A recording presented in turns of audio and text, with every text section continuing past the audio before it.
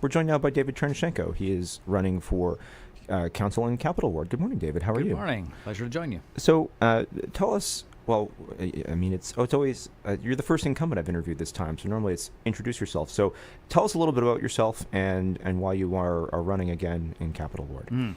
Well, apart from the obvious, although not necessarily obvious to people who are either new to the ward or don't follow municipal politics, I am the incumbent. I'm councillor for the last 2 terms. I come from a very green background, both capital G. I was active with the Green Party, but I actually left the party about 10 years ago now.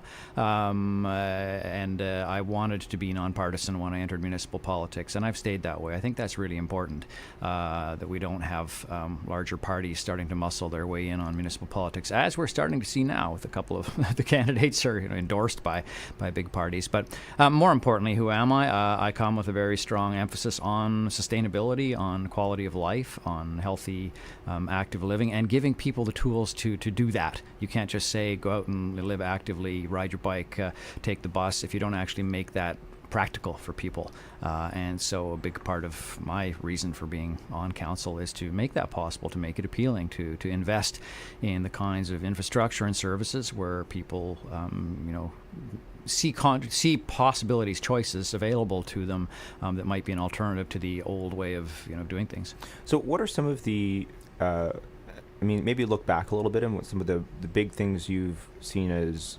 successes that you've worked on over the past 4 years and what you see coming ahead as well? Yeah, it's actually funny you should ask that, because I'm not a braggart by nature. I'm not someone who's out there it's bad to be in politics then, out. Yeah. Apparently it is. I actually had someone once who was a political sort of analyst saying, David, your year-end report in your column talked about your wins, your losses, and your ties, and you were honest about things that you haven't yet achieved and you really want to work on. And I just figure that's me. That's what you're going to get. That's who I'm always going to be. I'm going to be honest. But that can play back on you, because a friend was at a street party just this weekend, and she said, what she was hearing from people was, yeah, I like David. He's a nice guy. He works pretty hard, but I'm not sure what he's actually done. And so I just recorded a radio spot last night called What's He Done For Me Lately?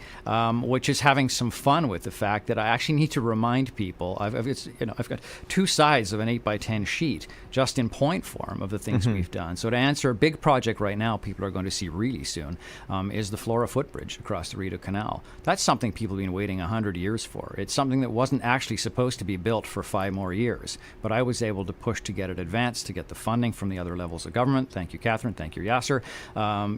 To make that possible.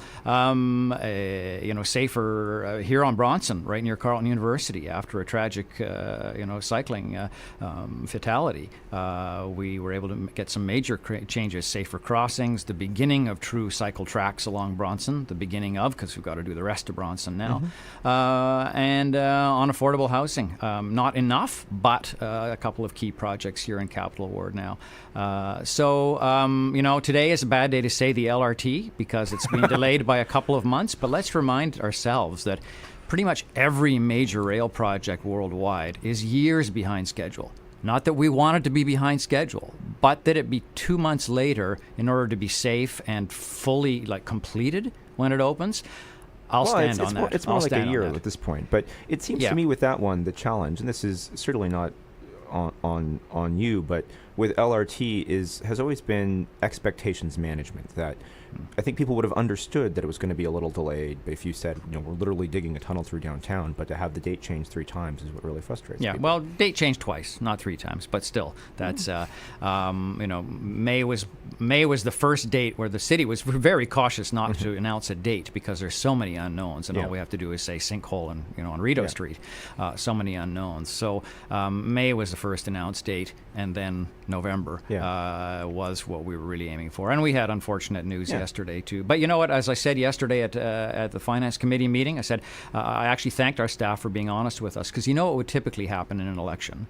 Our staff would say, oh, we think it's still fine. We think we'll make it. And guess what? November, 10 days after the election, they would say, oh, what a shame. We're behind schedule. Or we would know, and we would cover that up. And after the election go, oh, what a shame. There's a budget overrun. Oh, I wish I'd known that.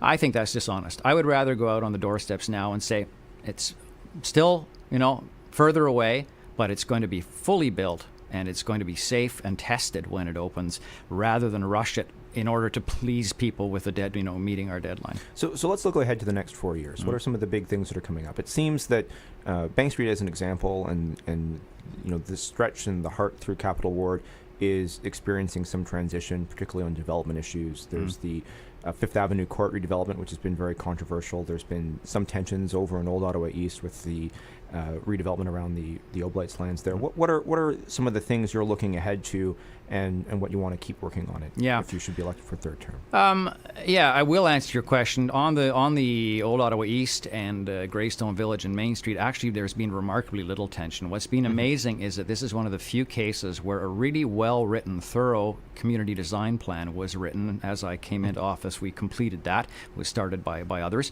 and it's been almost entirely stuck to. Little minor changes to it, not the wholesale. Hey, 65 stories where it's zoned for 8. That'll be fine, right? That'll be fine, right?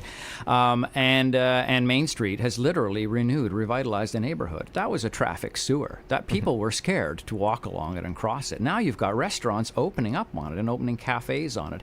So I use that to say that's what we want more of, and that's what I want to keep pushing for.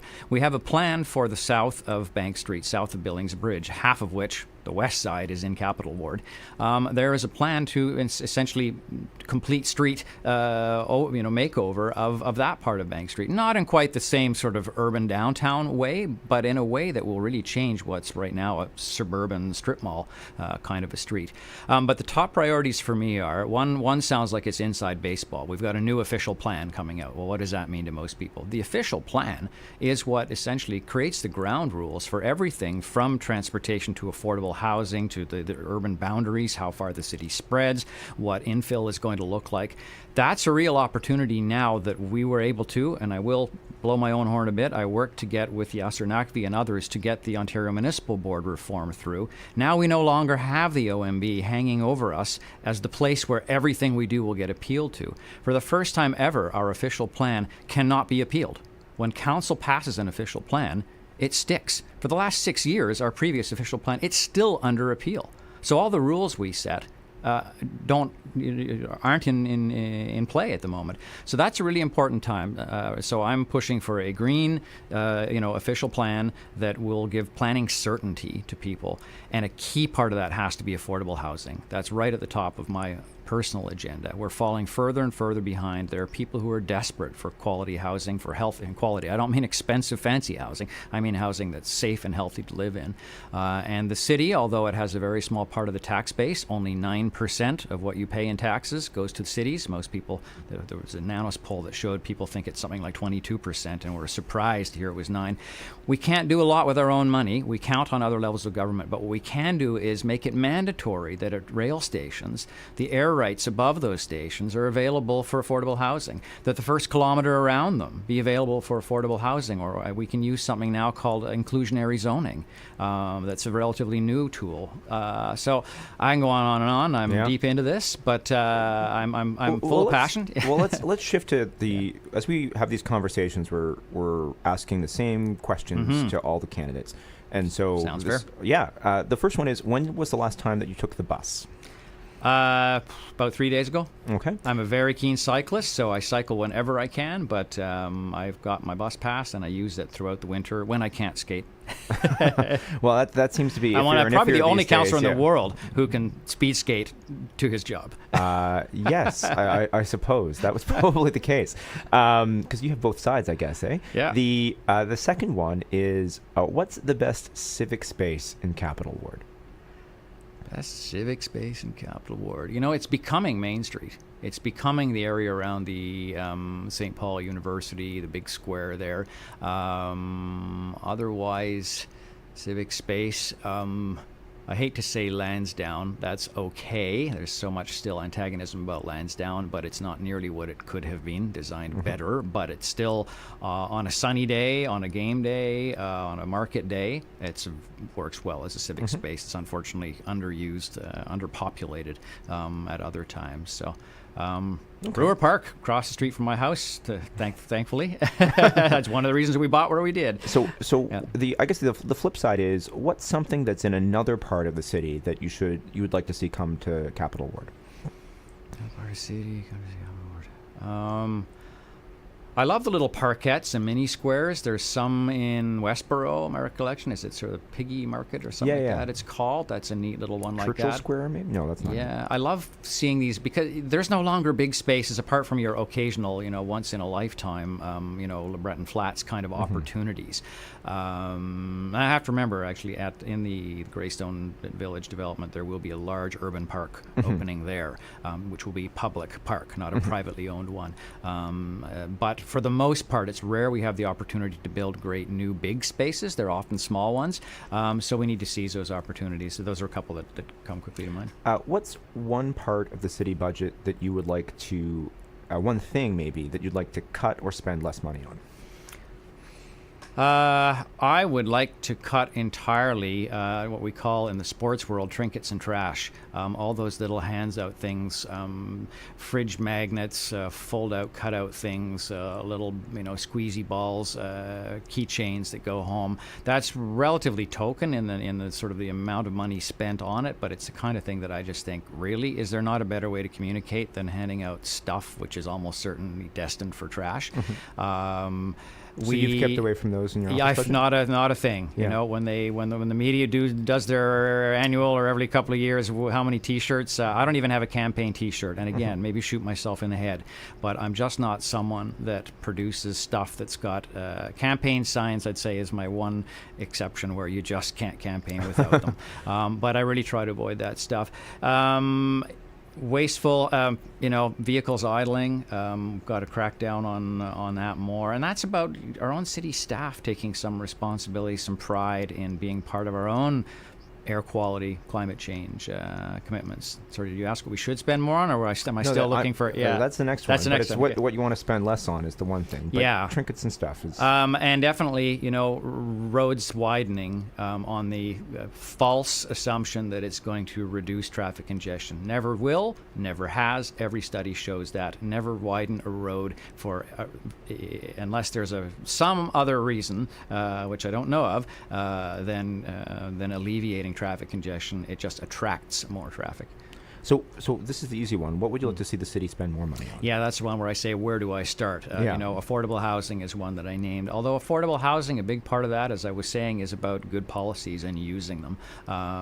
Our own parks maintenance is one. We're really falling behind as a city in parks maintenance, something like $60 million behind.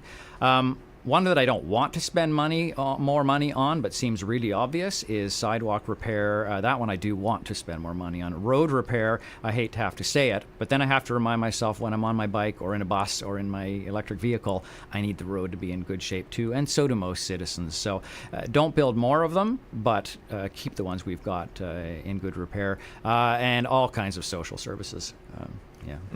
So if presuming people don't find you on their door, what's the best way of getting a hold of you? davidc.ca is my website. Email and telephone are my preference. I know there's a whole lot of people still tweeting and using Facebook. I've found them, for the most part, all I have to do is say Trump Ford, and I can keep going to that road to say. Often there isn't real dialogue going on there. When people do try to reach me on Twitter, the first thing they get is, hey, give me a call. Give me a time and a place. I'll come by and talk to you. I'd rather have a real conversation with people, and I can't do that with my thumbs at 280, characters. Be glad to try and meet people on their doorstep or and so that shop. Email is on the website? Yes, it's david@davidc.ca. That's nice and easy. With a name like Chernushenko, you go with David C. You got to keep it easy. Yeah. Starbucks and election signs are the two places that are tough for you, I guess. Well, thank you so much for joining us today. My pleasure.